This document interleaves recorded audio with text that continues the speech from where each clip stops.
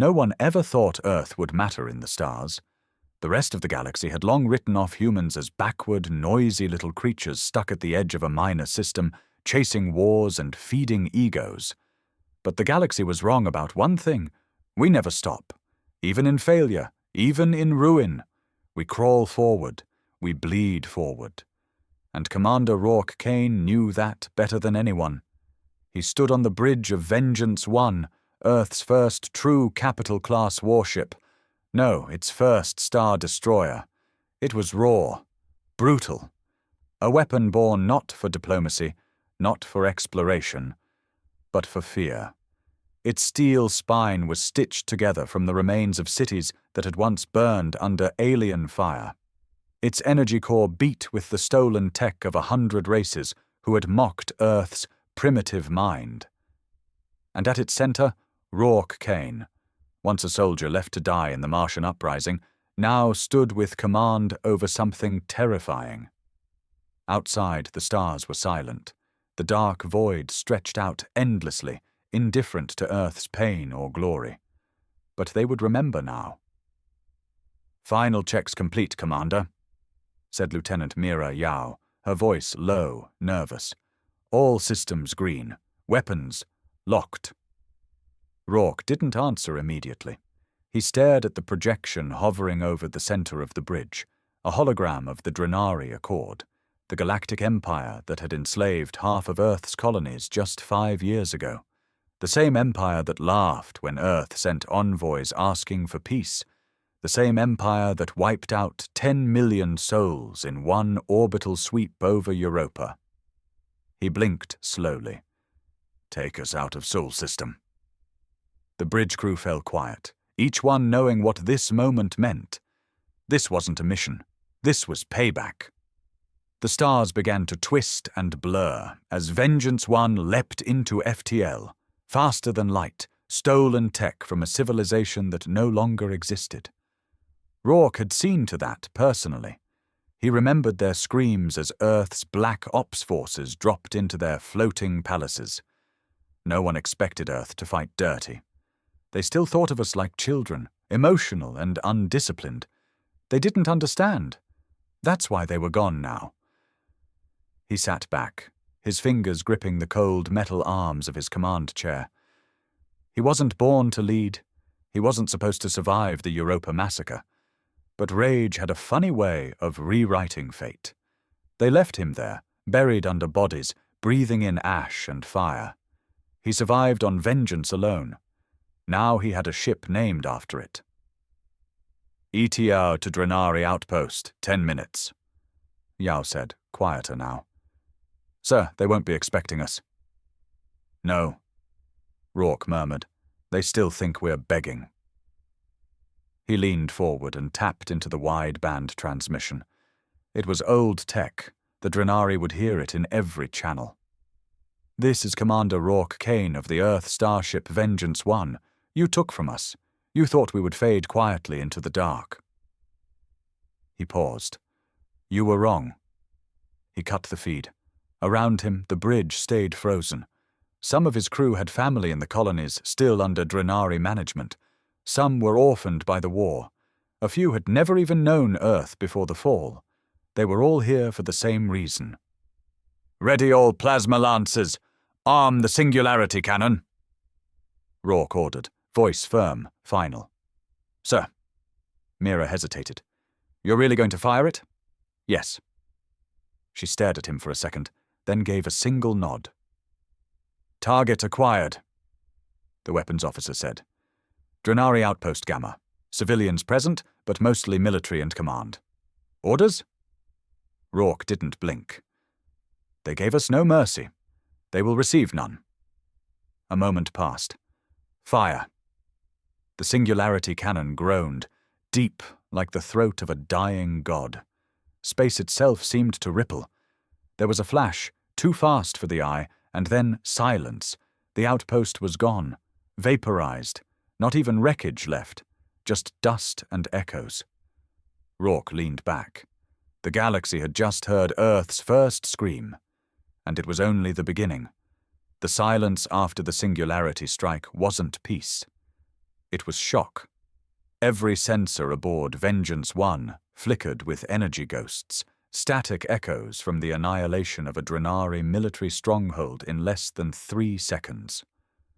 Rourke Kane watched it all from the central command display, his jaw clenched, his eyes unreadable. He hadn't spoken a word since the blast. Neither had the crew. It was the kind of moment that demanded silence, the kind that shook a soul to its core. Not out of guilt, not on this ship, but out of awe, out of fear. They had just proven Earth could erase a fortress from existence like it never mattered, and they were just getting started. "Multiple pings incoming," said Yao, finally breaking the silence. Her voice was tighter now, sharper. "We're being scanned, all across this quadrant. At least a dozen Drenari vessels just changed course. They're scrambling." "Good," Rourke said quietly. "Let them run. Let them call for help. That's why we're here." He turned to the comms officer. "Broadcast to all open channels. Same message. Again." The officer nodded. A moment later, Kane's voice rippled across space. "This is Commander Rourke Kane of Earth's Star Destroyer Vengeance 1. For every colony you burned, we will burn 100 of yours. For every child you left orphaned, we will leave your legacy in ashes. Run, hide, it will not matter." The message echoed into the void. Unstoppable. Cold. Kane stepped down from the command platform, his boots hitting the metal floor with weight. He passed by junior officers who couldn't meet his eyes, passed by veterans who looked at him like a myth come to life. But he wasn't a myth. He was what they made him. In the quiet of the ready room, Rourke sat alone. A simple photo sat in his hand, faded, torn at the corners.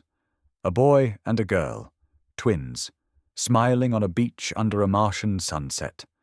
They were his, had been his, before the Drenari incinerated the colony with no warning, claiming suspected weapons research as justification.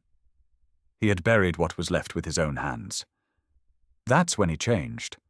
That's when the idea of Vengeance 1 was born. Not in a government think tank, but in the blood of a father who had nothing left to lose. A chime sounded. He tucked the photo back into his uniform. "Come." Yao stepped in, her usually sharp composure slightly frayed.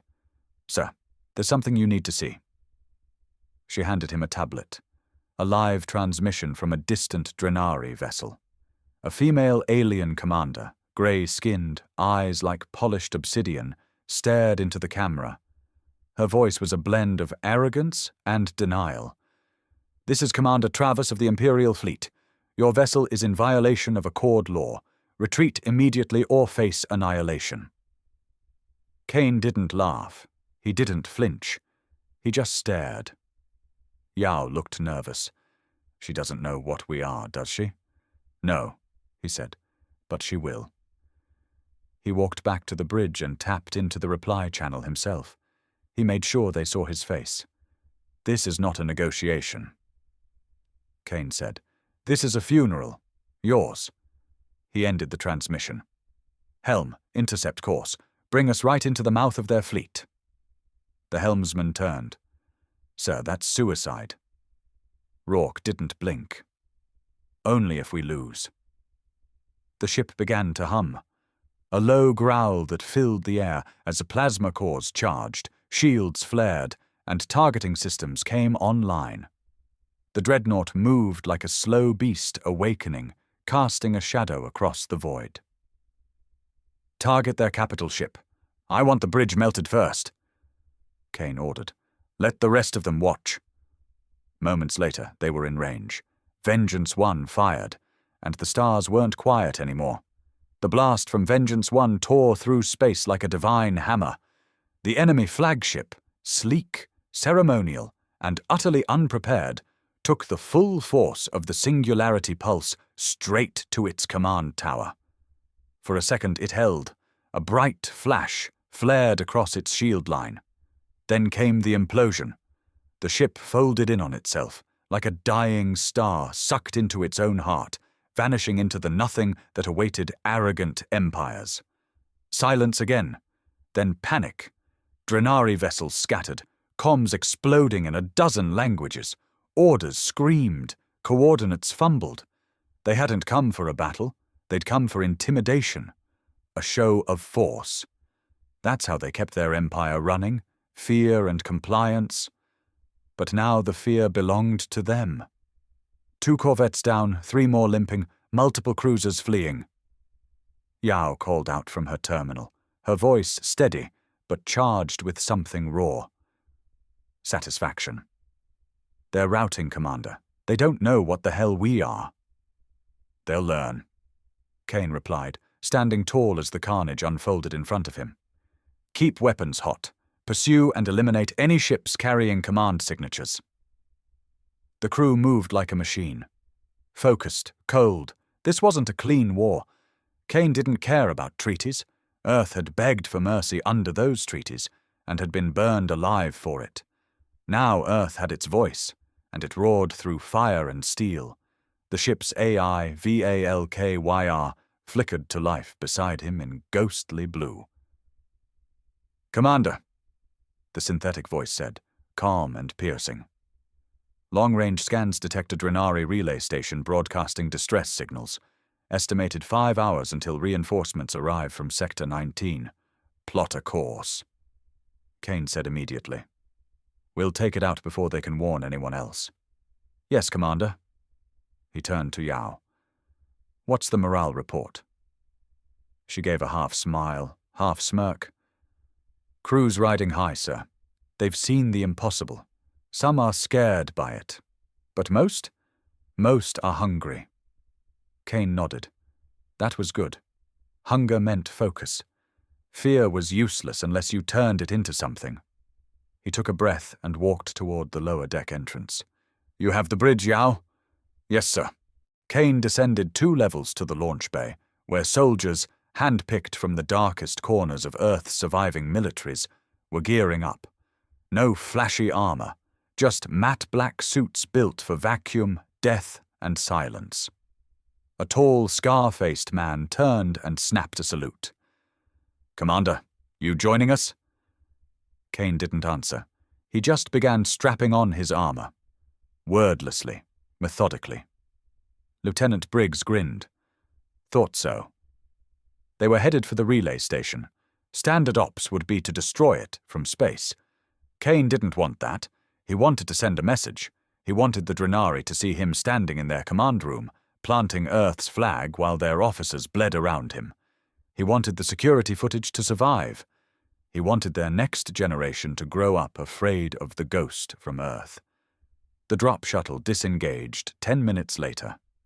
As they neared the relay, Kane stared at the orbital ring it spun on, a station meant for long-range galactic communication, manned by elite Drenari tacticians and shielded against electronic interference.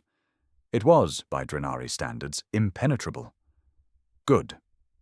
The shuttle clamped against its hull, and Kane was the first through the breach. Explosives peeled back the outer wall with surgical precision. The strike team moved fast, silent. Air whistled out in high-pitched screams as the artificial atmosphere failed. Drenari officers clawed for breath, eyes bulging, blood freezing. Kane didn't hesitate. His rifle barked once, twice, then silence. One by one, the Earth team swept through the station. Room by room. No survivors. No mercy. Kane walked straight into the broadcast control center, dragging the Drenari relay commander behind him. The alien's face was cracked and bleeding, his uniform torn. Kane shoved him in front of the primary console. Turn it on, he ordered. The Drenari gasped something in his own tongue. Kane raised his weapon. Now. The console lit up. Kane stared straight into the camera. This is Earth, he said, and we are not broken. He paused, voice dropping like a blade. We are not asking any more.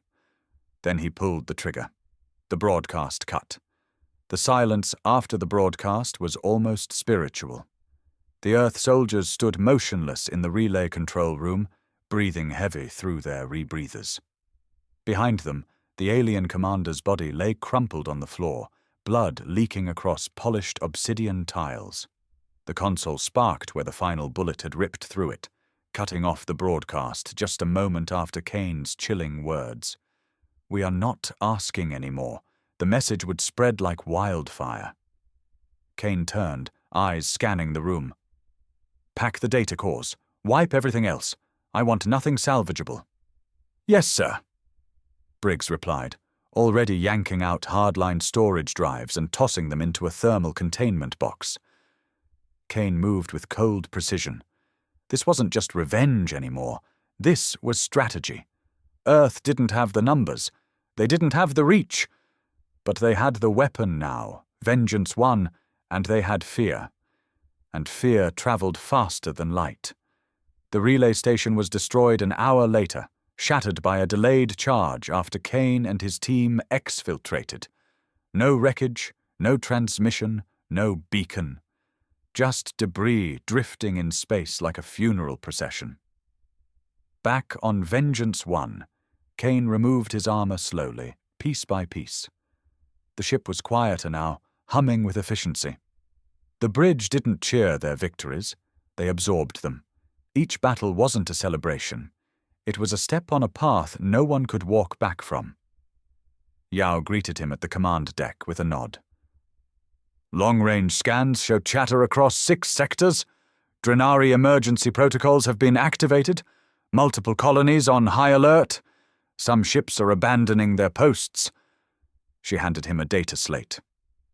"They're afraid, Commander. Really afraid." "Good," Kane muttered. "Fear makes them stupid." He stared out the main viewport.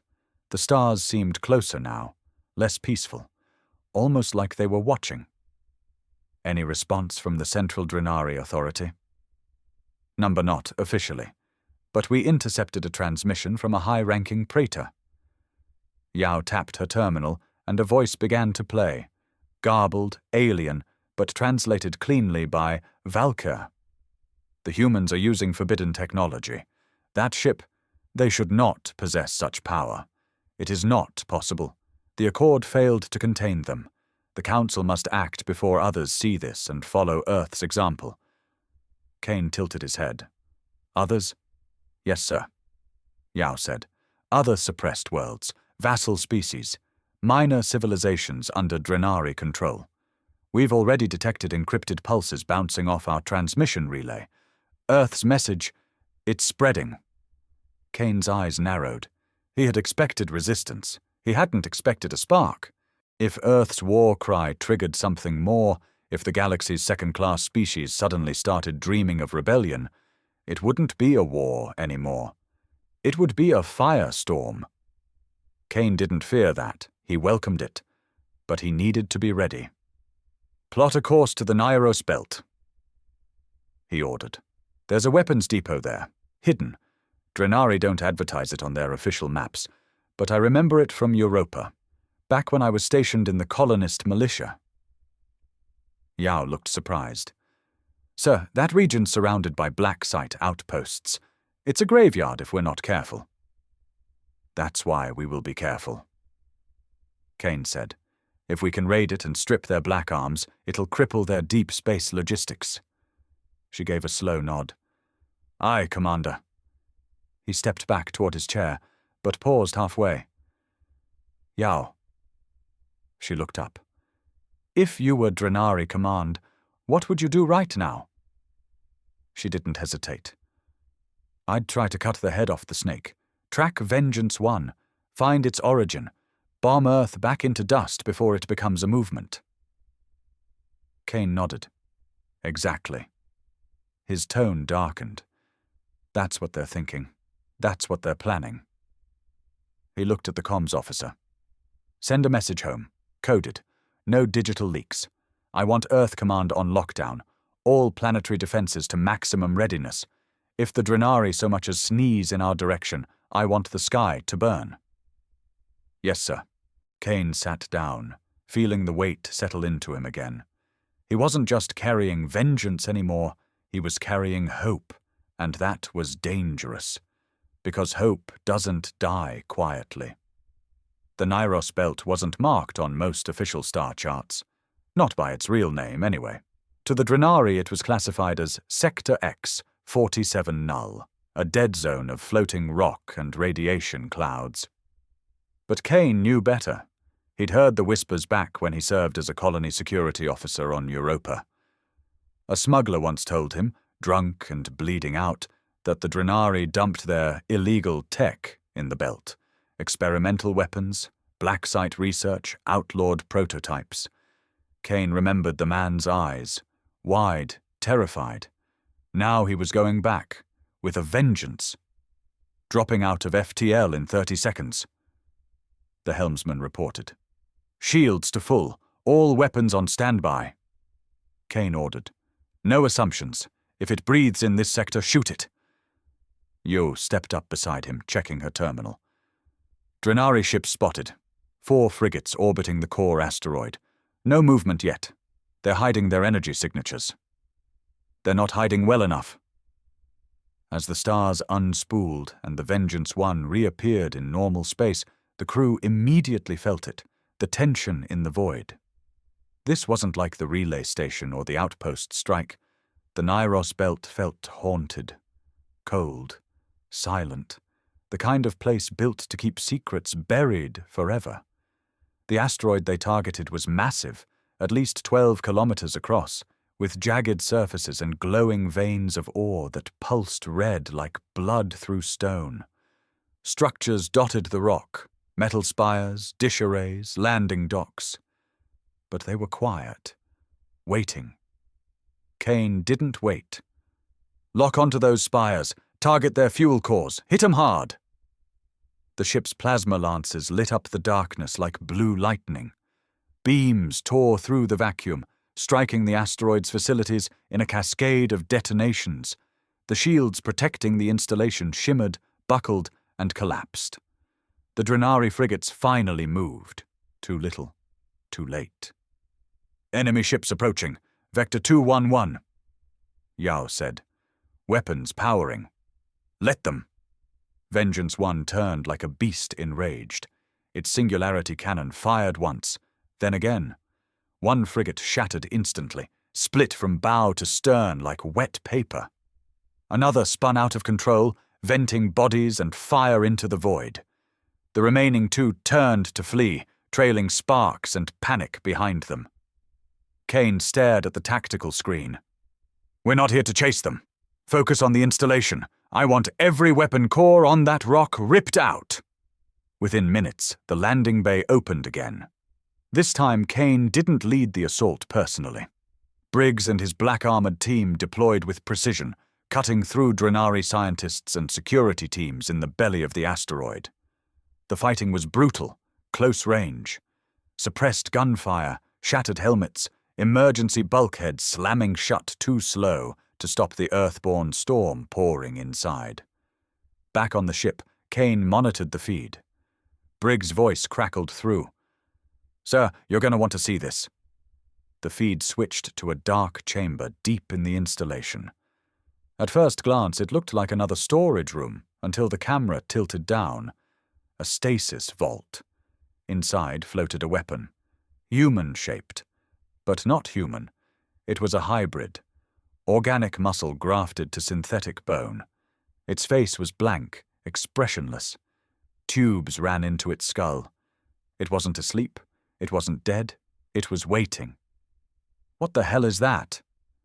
Yao whispered, leaning in. Kane didn't answer.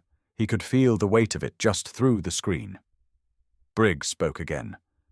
There are dozens of these things, sir. Some active, some still growing. Drenari symbols etched into their bones. They weren't making bombs here. Kane's jaw clenched. They were building soldiers. Biotech warriors. Grown, not trained. A secret army the Drenari didn't even trust their own people to know about. Kane realized what it meant. They weren't afraid of Earth now. They had always been afraid. Earth's defiance was just the excuse. They were preparing for rebellion long before it ever started. Tag everything for retrieval, Kane ordered, and send a copy of these feeds to Earth Command. Priority 1. He stepped away from the screen. This changed everything. The Drenari weren't just an empire. They were paranoid gods building monsters in the shadows, because somewhere, deep down, they'd always known something like Earth would rise. And now Earth knew their secret. The war had shifted. Kane felt it in his bones as Vengeance 1 pulled away from the Nyros belt, leaving the shattered research facility behind. The Drenari didn't fight to defend it. Not like they should have. They didn't come into force. They didn't retaliate, because they couldn't afford to expose what Kane had just uncovered. He stood at the center of the war room, surrounded by holograms, rotating models of the biotech soldiers Briggs had found. Muscle grown in vats. Artificial intelligence merged with living tissue. Weapons fused into their arms. No mouths, no eyes.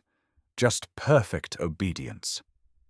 Kane had seen nightmares in battle, but this was worse. These things weren't just prototypes. Yao said, her voice barely above a whisper. Some of them were field-ready, serial numbers, Drenari combat insignias etched into their spinal cores. They've already deployed versions of these in classified wars. Against who? Kane asked. She hesitated. Not Earth. That made Kane's blood run cold. They're suppressing rebellions across the galaxy? He muttered, silently. No fanfare, no trials, no witnesses, just monsters. He turned to the center console. Valkyr. Cross-reference these unit signatures with known battlefield anomalies. Anything unexplained, unclaimed, or scrubbed. The AI blinked to life. A moment passed, then a flood of data exploded on the screen. 57 worlds, ghost battles, civilian massacres, disappearing colonies. No official Drenari involvement. No survivors. Kane stared at the list, jaw set hard. They've been erasing threats before they're born. Yao looked over. And now they'll see Earth as the next one. Kane didn't respond right away. His mind raced through strategies. Timing. Resources. He knew Vengeance 1 couldn't take on the entire Drenari fleet. Not alone. Not for long. But Earth didn't need to win a war. They needed to start a fire. Valkyr, pull up the Praetorian assembly map, he ordered. Highlight their communications nodes, hubs, meeting points. I want the one place they believe is untouchable. A glowing structure formed at the center of the display. Massive, ornate, orbiting a dying sun in a gravity-locked system. 12 capital ships always stationed nearby. Yao's eyes widened. You're not serious? Assembly Station Primaris, Kane said, where the heads of the Drenari caste meet, where they make their laws, conduct their trials, where they feel safe. Yao stepped forward. Sir, that place is impenetrable. A suicide run. Only if we try to conquer it. He replied, but what if we don't want to take it? She frowned. What do we want then? Kane stared at the model. To humiliate them. He walked back toward the bridge, speaking as he went. Set a course, but slow. I want to give the Drenari time to hear what we found. I want them watching. Vengeance 1 moved like a ghost, silent, unseen, cloaked in sensor-distorting fields the Drenari still didn't know Earth had mastered. It slid through dark space, past abandoned outposts and forgotten moons, the kind of route only rebels would take. And on Earth, Kane knew the message had already spread. The footage from Nyros, the soldier pods, the stasis vaults, the blood-drenched halls, it was playing across secure military channels and encrypted broadcasts on Earth, Mars, the colonies, even a few allied fringe worlds. It was bigger than revenge now. It was proof. Proof that the Drenari weren't noble guardians of peace. They were liars, tyrants, butchers who made monsters in silence, and people were waking up. Messages flooded Vengeance 1's comms buffer, not from Earth Command, but from rogue colonies, breakaway species, even some Drenari dissenters. Is it true? Do you really have the ship? Can we join you? Teach us how to fight. Kane read them quietly, then looked to Yao. Tell Earth to prepare for more than war, he said. Tell them to prepare for a rebellion. The closer they got to Assembly Station Primaris, the quieter the stars became. Kane could feel it, like the void itself was holding its breath. Vengeance One slipped through deep space corridors where only diplomatic envoys and imperial elites once traveled. No civilian traffic, no trade routes.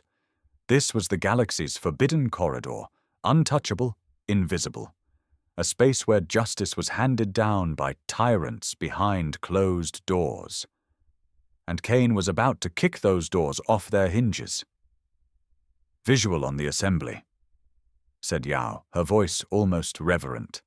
It appeared on the main screen, a monolithic station hovering above a dying red sun, surrounded by concentric defense rings. 12 capital-class Drenari warships formed a perimeter like ancient guardians. The station itself wasn't just a building. It was a statement. Gold-plated arches, energy pillars that pulsed with every breath of the dying star. A monument to supremacy. Kane stood slowly. Status of our cloak. Stable. Yao replied. They don't see us. Yet. He nodded. Keep it that way. The plan wasn't to blow the station apart. That would be impossible. No, what Kane wanted was worse. He didn't just want to kill the leaders. He wanted to shatter their pride. He wanted to embarrass the Drenari in front of every species they'd ever oppressed. Valka's voice cut in. Commander, the station has just begun a closed-session emergency hearing. Subject, Earth's violation of the Galactic Accord. Kane smirked. Perfect timing. Encrypted comms indicate internal panic. Half the Council wants full military retaliation. The other half fears inciting more rebellion. Kane turned toward Yao. They're splintering already. Sir, she said, watching the data feed. We have less than 20 minutes before our cloak begins degrading at this proximity. Then let's make it count. He activated the ship-wide channel. All hands, this is Kane. Today we don't fight for survival. We fight for the message. For every world crushed beneath this station's laws. For every voice they silenced. We are not here to die gloriously. We are here to speak so loud they can never forget us. The ship roared to life. They dropped cloak just 10 kilometers from the station's surface. Within seconds, the Drenari ships lit up, alarms echoing across the void. A dozen weapons systems locked onto Vengeance One. Shields up! Full power to frontal array! Kane snapped. Explosions lit up across the void as the first salvos rained down on them. But Vengeance One didn't flinch. Its hull absorbed the hits like a fortress in space, retaliating with ruthless precision. It didn't aim for the Drenari warship's cores, it went for the symbols, the crests, the broadcast towers, the golden insignias painted across their hulls. Hit their pride. Kane growled. Let their people see. A precision strike shattered the emblem of the Drenari High Council on the nearest warship. Cameras caught the burst in high res. Valka broadcasted it live. Inside the assembly station, panic ignited. Council members fled their seats. Alarms screamed. Kane's message played on every internal monitor. You call yourselves rulers. We see you as cowards. Earth does not bow, and soon neither will the rest of the galaxy. Kane turned to Yao. Activate the drop probe. A stealth capsule launched from the ship, bypassing most of the station's outer defenses thanks to its EMP-cloaked frame. Inside was a single device, a memory crystal containing everything Kane's team had uncovered. The Nairos experiments, the massacres, the silenced colonies. It wasn't a bomb. It was truth. And Kane buried it in the middle of their sacred halls. Probe has landed. Yao confirmed. It's transmitting. Drenari security scrambled to stop it. But it was too late. The broadcast pulsed out through their own network. Hundreds of systems. Billions of citizens. Every sin the Drenari had tried to bury now poured into the light. "This is how it begins," Kane whispered. Valkyr pinged. Multiple transmissions inbound. Civil unrest reported in Drenari-occupied zones. Riots, protests, military defections. Yao stared in disbelief. We lit the fuse." "No," Kane said, eyes locked on the stars. "We are the fuse." Vengeance One turned, pulling away from the chaos it had ignited. The Drenari didn't follow. They couldn't. Not yet. They were too busy watching their empire crack. And Earth had just carved its name into the center of it. The stars had never looked so different.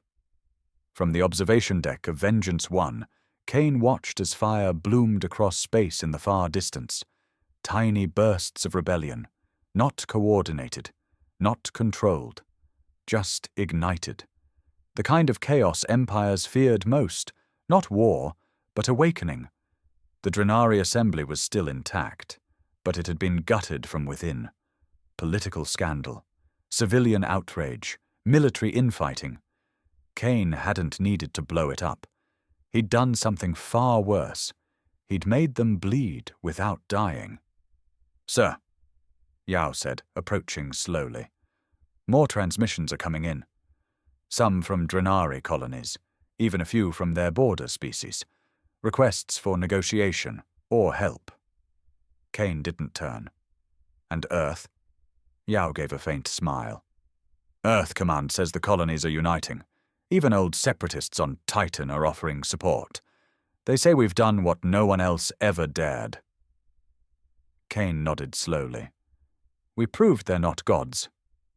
Silence hung for a long moment. "Sir," she said gently, "we need to talk about what comes next." Kane finally turned from the window, his expression unreadable. "What does come next, Yao? We made the galaxy listen, but we don't control what it heard. We're not leading a fleet. We're leading a fire." "We started it," she replied. "Maybe we finish it." Kane sat down at the war table, dragging up a galaxy map.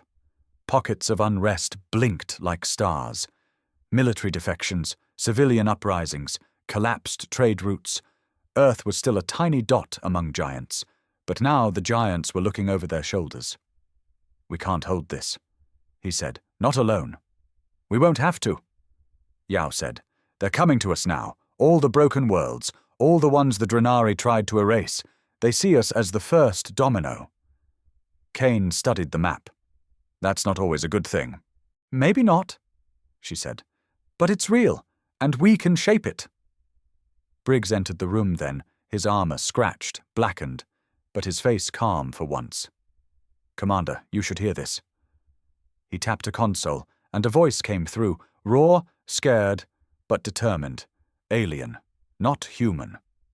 "This is Captain Rowe of the Talari Resistance. We saw your message. For years, we thought we were alone. Now we know we're not. If you're truly against the Drenari, we will fight beside you." Kane leaned back, exhaling. There it was. Not victory, but solidarity. "Get me a line back to them," Kane said. "Tell Captain Rowe Earth doesn't ask for loyalty. We ask for truth, for unity." For fire, Yao gave a small, rare smile. "You're becoming something of a diplomat, sir." He glanced at her. "Don't insult me." Laughter bubbled in the room for the first time in days. Even Briggs chuckled. But beneath it all, Kane knew the wait was just beginning. Vengeance One wasn't a warship anymore. It was a symbol, a declaration. And symbols were dangerous. They were targets. He looked back out at the stars, not with awe, but with warning. "The Drenari won't stay down forever," he said. "They'll reorganize, send assassins, use propaganda. They'll try to call us terrorists." "Then we remind them," Yao said. "Remind them what happens when you push a world too far." Kane nodded. "We'll need allies, a coalition, Not just of humans, of anyone who's tasted their boot and lived. And what do we call this? Briggs asked. What do we tell them we're building? Kane stood slowly, staring at the tactical map one last time. We don't call it an empire, he said. That's what they built. He tapped the screen. The symbol of Earth, once so small, now pulsed with renewed strength. We call it a reckoning. And in the silence that followed, the stars began to whisper Earth's name again. Not in pity, not in ridicule, but in fear, because Earth had built its first star destroyer, and the stars would never be quiet again.